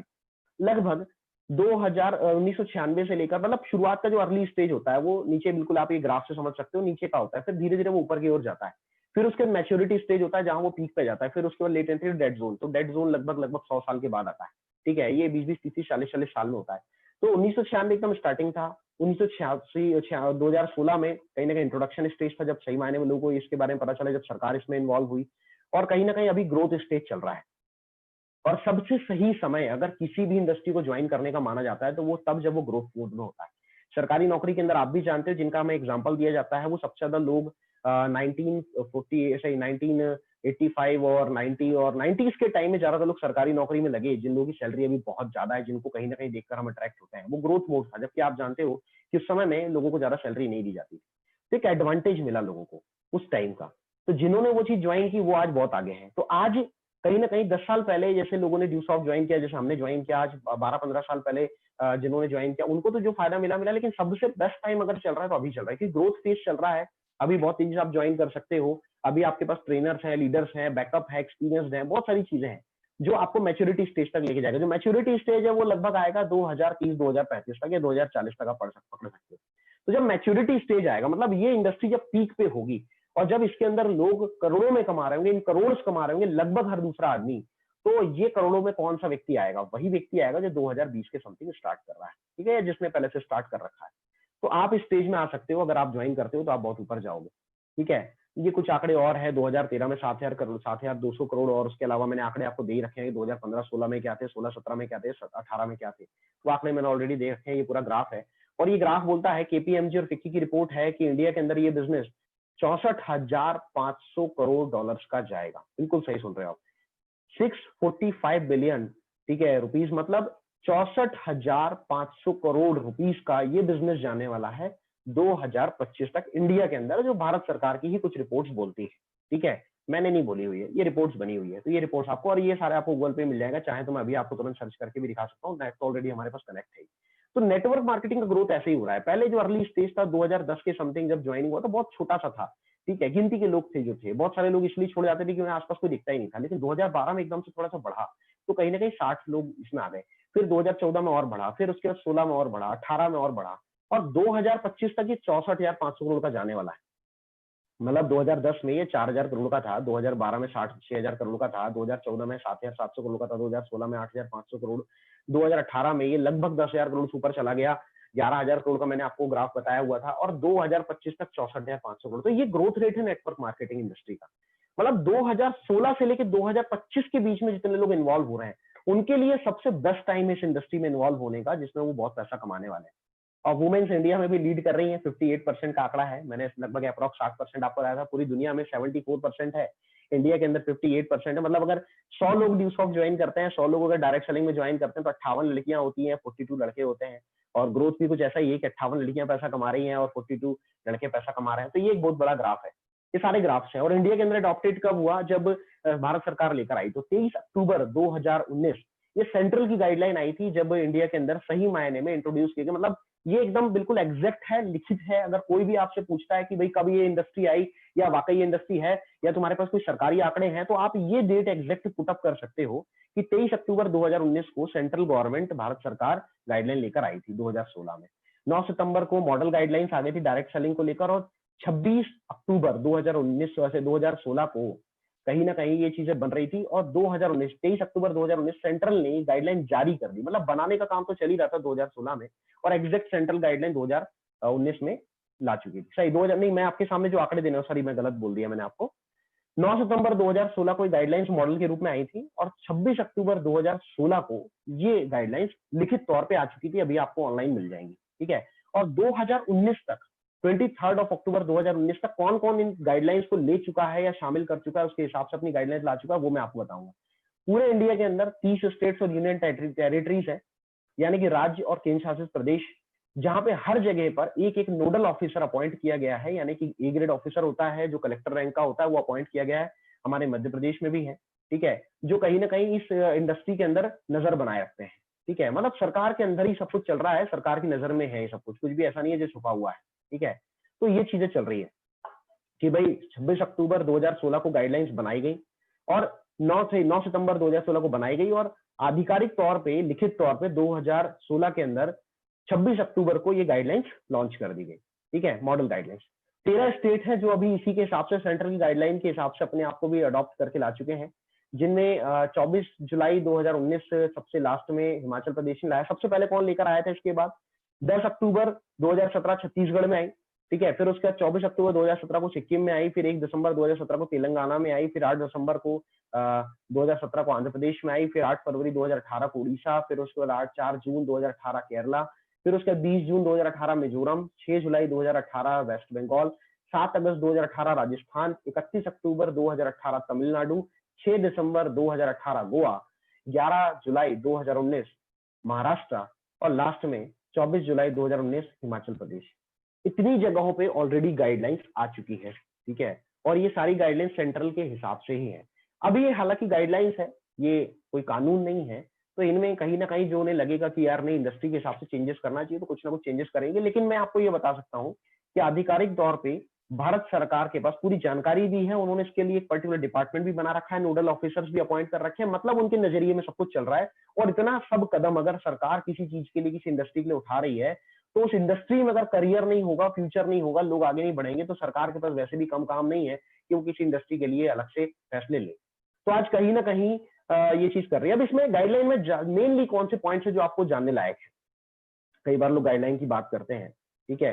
तो मेन जो क्लॉज है वो ये है कि भाई आपका जो पैसा है, जो पैसा आपको मिलेगा, यानी कि चेक, वो जो डिस्ट्रीब्यूट होता है, जितना पैसा एकेडमी के पास या सिस्टम के पास रिसीव्ड हो रहा है, उसी में से आपको मिले। यानी कि 10,000 रुपए का ड्यूसॉफ्ट के पास जा रहा है, तो उसी में से ड्यूसॉफ्ट को पैसा देना है। ये सबसे मेन क्लॉ है इसका, ठीक है। भाई जो पैसा आ रहा है उससे ज्यादा नहीं दिया जा सकता। यानी कि 10,000 रुपए आ रहा है, 20,000 दे दिया, 50,000 दे दिया, लाख रुपए दे दिया, जो पैसा आ रहा है उसी में से कमीशन देना है आपको, ठीक है। तो ये होना चाहिए, ये मेन पॉइंट है इसका। इसके अलावा कोई ऐसा स्पेसिफिक प्रोडक्ट या सर्विस डिफाइन नहीं की गई है, बस ये बताया गया कि जो भी पैसा आपको वैल्यू, जो पेमेंट आप दे रहे हो, जो प्राइस ऑफ द प्रोडक्ट है, वो किसी न किसी प्रोडक्ट या सर्विस के बिहाफ पे आपको देना है, ये चीज बताई गई है। इसके अलावा अगर मैं किसी भी कंपनी की स्टेजेस की बात करूं तो ये अलग चीजें हैं, ये तो मैं आपको बाद में बताऊंगा। लेकिन अभी जो मैंने आपको जानकारी दी वो आपके लिए ऐसे जानने लायक थी, ठीक है, उसमें आपको ये समझने लायक है कि अगर आप इंडस्ट्री के साथ जा रहे हो तो ये इंडस्ट्री बहुत ग्रोइंग इंडस्ट्री है, करियर आपका एकदम सेफ और सिक्योर है। अगर आप आंकड़ों पे जाते हैं तो मेरे पास एग्जैक्ट आंकड़े हैं, ठीक है, और ये सारे के सारे आंकड़े मैंने गूगल से, गवर्नमेंट की गाइडलाइन से, वहीं से पिकअप किए हुए हैं। जिसको ज्यादा जानकारी चाहिए वो डायरेक्टली अपने सीनियर से कांटेक्ट कर सकता है, वो उन्हें गाइड कर देंगे कि कहाँ कहाँ से ये चीजें मिलती हैं। और अगर मैं लेकर आया हूँ तो मैं भी कहीं ना कहीं से लेकर आया हूँ, तो मैं कहाँ से लेकर आया हूँ, तो वो चीजें आप ले सकते हैं। तो चलिए खैर हम आगे बढ़ते हैं अपने पॉइंट्स के ऊपर, जहां पर हम अभी ट्रेनिंग कर रहे थे। तो हमें एमएलएम करनी क्यों है, ये तो मैंने आपको बता ही दिया, ठीक है, कि आज ये इंडस्ट्री किस तरीके से ग्रो कर रही है और अगर आप इसे करते हो तो आप कहाँ तक जा सकते हो। तो हमें करना क्यों है ये इंडस्ट्री आपको कहाँ तक लेके जा सकती है। तो ये इंडस्ट्री आपको इसलिए करनी है मेरे भाई, मेरी बहन, क्योंकि आज ये इंडस्ट्री ये इंडस्ट्री आपको क्या देने का दम रखती है। तो ये इंडस्ट्री आपको सबसे तेजी से आगे बढ़ाने का दम रखती है।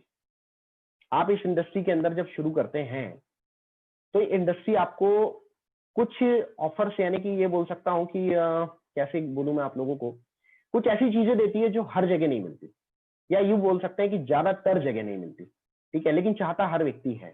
जैसे कि फ्रीडम हो गया, फाइनेंशियली बोल लो, फ्रीडम बोल लो, ये सारी चीजें हर व्यक्ति चाह रहा है लेकिन उसे मिल नहीं पाती, ठीक है, और ये इंडस्ट्री कुछ ऐसा देने का दम रखती है। MLM is the only business through which you can create a lots of asset. आप बहुत ज्यादा एसेट यानी कि अपनी संपत्ति बना सकते हैं, क्योंकि आपका खुद का बिजनेस होता है, आपका कोई बॉस नहीं होता, इन्वेस्टमेंट कॉस्ट जीरो होती है, जो पैसा आप लगाते हो उसके बदले आपको प्रोडक्ट या सर्विस दे दी जाती है।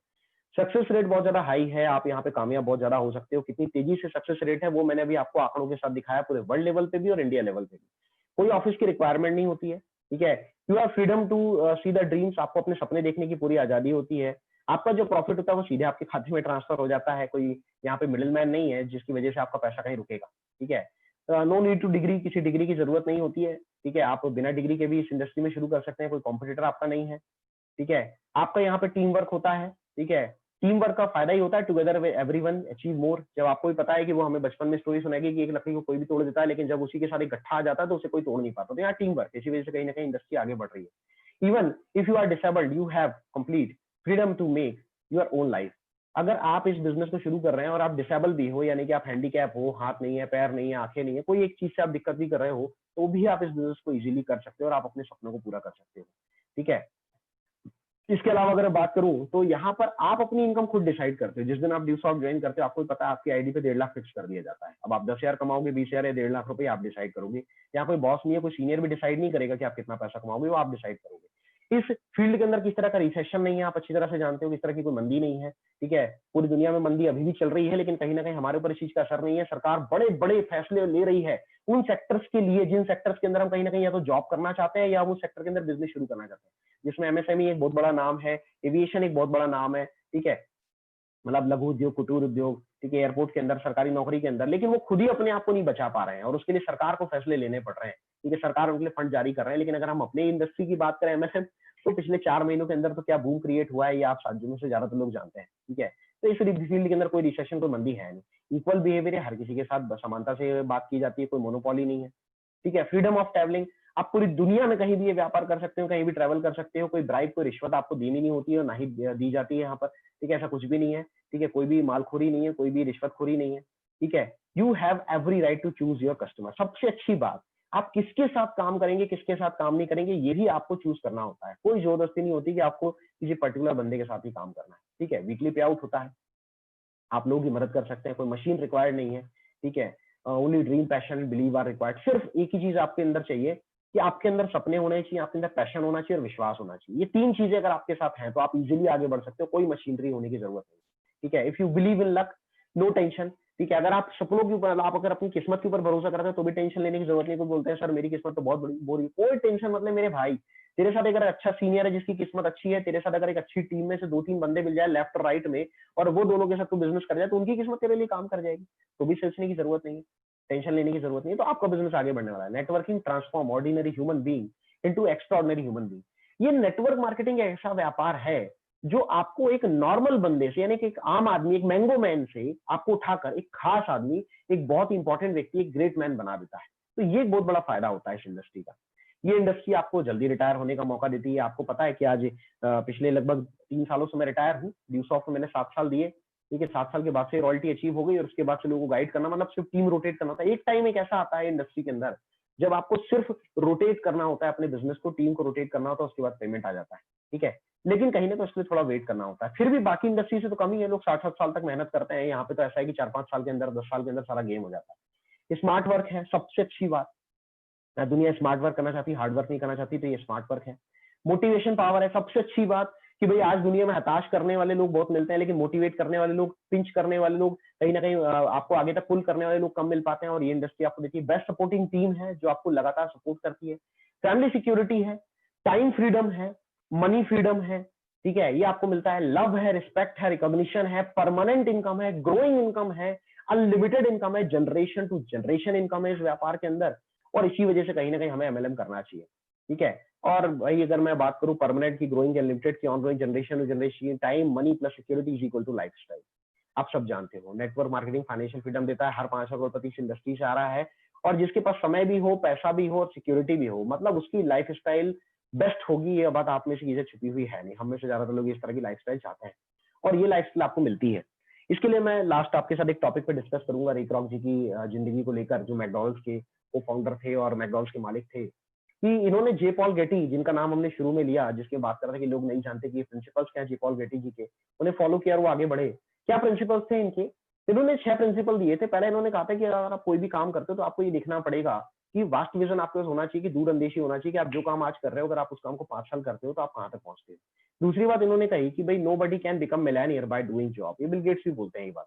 तो कहीं ना कहीं कोई भी व्यक्ति अगर अमीर बन रहा है तो वो जॉब करके तो नहीं हो पा रहा है। मैं जॉब की बिल्कुल भी बुराई नहीं कर रहा हूं। अगर आप में से कोई जॉब पर्सन है और अगर कोई काम कर रहा है, यार यू आर वेरी लकी, आपको जॉब मिली है। लोगों को तो मिल नहीं पाती। आप कम से कम 10,000 तो कमा रहे हो, बाकी तो आदमी अपना टाइम वेस्ट कर रहा है। लेकिन वो जॉब करके पैसा कमा सकते हैं, मिलेनियर यानी कि करोड़पति नहीं बन सकते। ये कहना कहीं ना कहीं इनका था, ठीक है। इनका कहना ये भी था कि आप अपने खुद के बॉस बनिए अगर आपको बिजनेस करना है तो, ठीक है।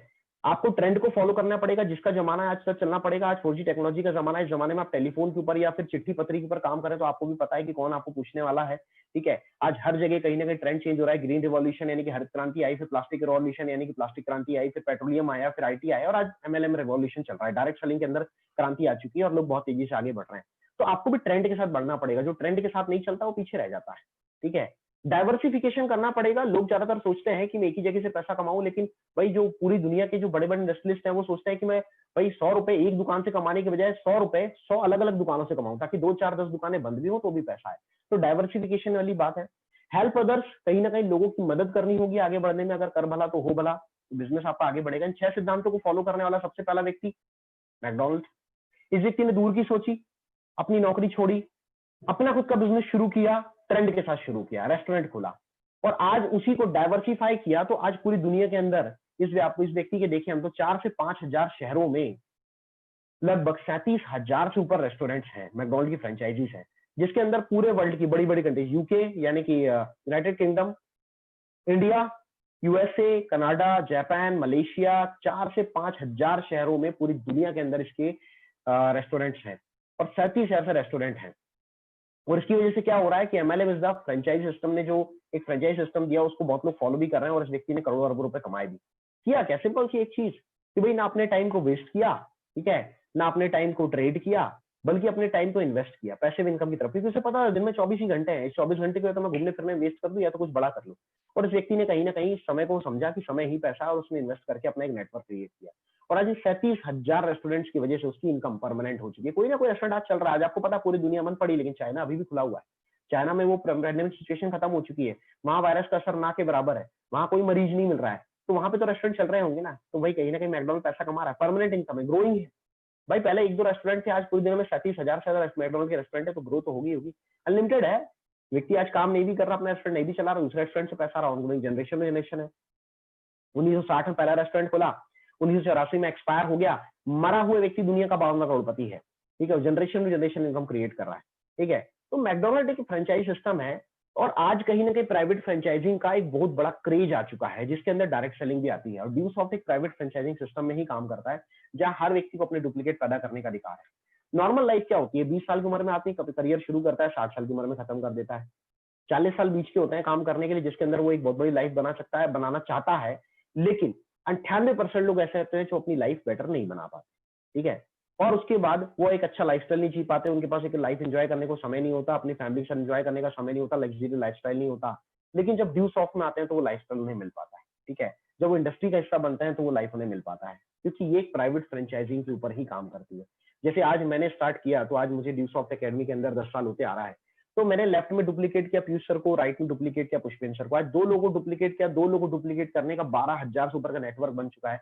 आज इनकम परमानेंट है क्योंकि 12,000 लोग हैं। ग्रोइंग है, पहले काम करने वाला मैं अकेला था, आज 12,000 लोग काम करने वाले हैं। आज अगर मैं बात कर रहा हूँ लिमिटेड है, अगर 2-4 दिन के लिए मैं काम नहीं भी करता हूँ तो भाई ये टीम मेंबर्स काम करते हैं, सारे एक से बढ़ के एक गजब के लीडर्स हैं। अगर आज खुदा ना खास्ता मुझे कुछ हो गया, टेंशन ना लो, मुझे कुछ नहीं होने वाला, मैं बहुत जीने वाला हूँ। लेकिन कुछ हो भी गया तो टेंशन नहीं है, क्योंकि आज इतना बड़ा नेटवर्क, इतने जबरदस्त लीडर्स है, वो काम करने वाले, तो पैसा आने वाला है। तो आज परमानेंट है, ग्रोइंग है, अनलिमिटेड है, ऑनगोइंग जनरेशन में जनरेशन इनकम मिल रही है। और जो मैंने इमेजिन भी नहीं किया था अपनी इंजीनियरिंग लाइफ से या इंजीनियरिंग करियर से, वो कहीं ना कहीं ड्यूसॉफ्ट मुझे दे रहा है। तो ये चीज आपको मिलती है, तो आपको स्टार्ट करने की जरूरत है। तो यहाँ पे मैं आज का सेशन हमारा वाइंड अप करना चाहूंगा, ठीक है। आज मैंने कुछ चीजों के ऊपर आपसे बात की, मैं फास्ट फॉरवर्ड में इसे रिपीट करता हूँ, ठीक है। फास्ट फॉरवर्ड में हम बात करते हैं। हमने माइंडसेट की बात की, हमने कहीं ना कहीं गोल्स की बात की, ठीक है। हमने बात की कि जब हम मार्केट में जाएंगे तो मार्केट की एक मेंटेलिटी है, एक लॉ ऑफ एवरेज है, ठीक है। उस लॉ ऑफ एवरेज के ऊपर हमें ध्यान देना पड़ेगा कि 10 लोगों के पास अगर कोई चीज लेकर जाओ तो उसमें से 3 लोग ही आते हैं। ये मार्केट का एवरेज चलता है। दूसरी हमने बात की कि भाई मार्केट मेंटेलिटी नेगेटिव है, लोग ज्यादातर नेगेटिव व्यू रखते हैं, लेकिन हमें डरने की जरूरत नहीं, क्योंकि उन्हें अवेयरनेस नहीं है, नॉलेज नहीं है। उनका हाल बिल्कुल उन 6 अंधों की तरह और उस एक हाथी की तरह है, जिसको लोग सामने होने के बावजूद देख नहीं पा रहे, इसलिए वो अपनी अपनी बातें रख रहे हैं, ठीक है। लेकिन हम अच्छी तरह से जान रहे हैं कि भाई हाथी क्या है, और मैंने आपको ये दिखाने की कोशिश की कि ड्यू सॉफ्ट वाला हाथी, डायरेक्ट सेलिंग वाला हाथी क्या है, और पूरी दुनिया में इसका साइज कितना है, वो मैंने आपको दिखाने की कोशिश की। तो मार्केट बिहेवियर भी होता है, कई बार लोग आपके साथ रिजेक्शन वाला फॉर्मूला करते हैं, कई बार लोग आपके साथ दुर्व्यवहार करते हैं, कुछ लोग फेलियर स्टोरी सुनाते हैं, लेकिन इसमें डरने घबराने वाली जरूरत नहीं होती, क्योंकि यही मार्केट का बिहेवियर है। हमने आपकी कामयाब होने के लिए बात की कि 4 चीजें होनी चाहिए कामयाब होने के लिए। मंजिल होनी चाहिए, रोड होनी चाहिए, व्हीकल होनी चाहिए, ड्राइवर होनी चाहिए। अभी हमने सिर्फ एक चीज पे बात की है, मंजिल के ऊपर, जो फाइनेंशियल फ्रीडम है। दूसरी हमने बात की है एक सही रास्ते के ऊपर, जिसमें job, agriculture, professional, hard work, traditional business आता है। और उसके अलावा लास्ट आता है ट्रेडिशनल बिजनेस के बाद एमएलएम बिजनेस, जो कि जिसपे अभी मैंने सबसे ज्यादा बात की। तो मैंने 2 टॉपिक पे बात कर ली, एक मंजिल क्या है, दूसरी रास्ता क्या है। वो रास्ता एमएलएम कैसे बेहतर बनेगा और इसका कितना बड़ा ये रास्ता आपको कैसे उस तक लेके जा सकता है, कितने लोगों को लेकर गया, वो मैंने आपको वर्ल्ड लेवल पे आंकड़ों के साथ बताया हुआ है, ठीक है। इस दुनिया में हर 5वां करोड़पति इस इंडस्ट्री से आ रहा है, ठीक है। पूरे सफल लोगों के विचार मैंने आपको बताया, ढेर सारे लोग हैं जो इस इंडस्ट्री को लेकर बहुत अच्छी-अच्छी बातें करते हैं, और जिनकी वजह से हम इस इंडस्ट्री को शुरू कर सकते हैं। इस इंडस्ट्री का पोटेंशियल कितना है, ये भी मैंने आपको आंकड़ों के साथ बताया हुआ है, ठीक है। और इस इंडस्ट्री के अंदर क्या-क्या फायदे आपको मिलते हैं, वो भी मैंने आपको बताए हुए हैं, ठीक है। मैंने आपको ये बताया कि सफलता के 6 सिद्धांत क्या हैं, जे पॉल गेटी साहब ने क्या बोला था, उन सिद्धांतों को फॉलो करते हुए जो दुनिया के पहले करोड़पति थे जे पॉल गेटी साहब, उन सिद्धांतों को फॉलो करते हुए रे क्रॉक जी जो मैकडॉनल्ड को स्टार्ट किए और आज उस फ्रेंचाइजी के जरिए किस तरह से आगे बढ़े, वो भी मैंने आपको बताया। तो आज ये चीजें कहीं ना कहीं इंडिकेट करती है कि we have to be a part of direct selling business. मतलब हमें इस इंडस्ट्री का, हमें इस डायरेक्ट सेलिंग बिजनेस का हिस्सा बनना चाहिए, अगर हमें अपनी लाइफ में आगे बढ़ना है तो। और दोस्त यही चीज कहीं ना कहीं मुझे पता चली, और जिसकी वजह से आज मैं 10 ईयर्स 10 साल मुझे होते आ रहे हैं, और 10 साल से मैं कंटिन्यूअसली इसी बिजनेस को कर रहा हूँ, क्योंकि मुझे ये दिखाई दे रहा है कि सबसे तेजी से फास्टेस्ट ग्रोइंग अगर इंडस्ट्री आज है तो वो डायरेक्ट सेलिंग है। और यूथ के लिए सबसे ज्यादा अगर कोई इंडस्ट्री है जिसके अंदर वो तेजी से आगे बढ़ सकते हैं तो वो डायरेक्ट सेलिंग ही है, ठीक है। अब उसमें ड्यूसॉफ्ट कैसे फिट बैठती है, ड्यूसॉफ्ट एक बेहतर ऑर्गेनाइजेशन कैसे है, उसके ऊपर हम कल बात करेंगे। कल में मे भी हमारा जो ट्रेनिंग टाइम है वो 8 की जगह 9 बजे रह सकता है। वो सीनियर्स आपको इन्फॉर्म कर देंगे आज की डेट में, क्योंकि फ्राइडे के रोज प्रमोद सर का हमारा फीडबैक सेशन रहता है। तो मे भी पॉसिबल है कि कल हम 8 बजे की ट्रेनिंग 9 बजे लगाएं, और अगर वो ट्रेनिंग सेशन कल को सही वो फीडबैक सेशन नहीं होता है तो हम एज इट इज जैसे 8 बजे का हमारा टाइम वो करेंगे। तो आप तक लिंक पहुंच जाएगी, लिंक सेम रहेगी जैसे आज है, यही सेम लिंक पे ऊपर हम कल मिलेंगे। लिंक चेंज करने की आपको जरूरत नहीं है, लिंक इसलिए हम चेंज नहीं कर रहे, और आप हमारे साथ ज्वाइन कर सकते हैं, ठीक है। तो कल में मिलेंगे नए सेशन के साथ, नई चीजों के साथ। और इसके अलावा जो लोग हमारे साथ जुड़े हुए हैं, जो कोर है, प्रिविलेज है, स्टार है, प्रीमियर्स है, आप लोगों के लिए एक बहुत अच्छा मौका है कि आज संजय सर का ट्रेनिंग सेशन है, कंपनी लेवल पे ट्रेनिंग है, ट्रेन द ट्रेनर्स। तो ट्रेनर्स के लिए वो ट्रेनिंग है, तो वो लोग जरूर शामिल हो, और कोई न्यू ज्वाइन पर्सन जो कहीं न कहीं इस इंडस्ट्री के अंदर अभी समय दे चुका है, वो बेहतर तरीके से सीखना चाहता है और उस लीडर से जिसकी वजह से आज हम ग्रो कर रहे हैं, जो 17-18 साल का एक अच्छा बैकग्राउंड लेकर ड्यूसॉफ्ट में खड़ा हुआ है और आज मर्सिडीज ले चुका है, उससे अगर आप सीखना चाहते हो तो कहीं न कहीं आप उस ट्रेनिंग सेशन को अटेंड कर सकते हैं। तो इसी के साथ मैं आज का ट्रेनिंग सेशन खत्म करना चाहूँगा। Thank you so much for your precious time. कल मिलते हैं नए टॉपिक्स के साथ, नई चीज़ों के साथ। Thank you so much.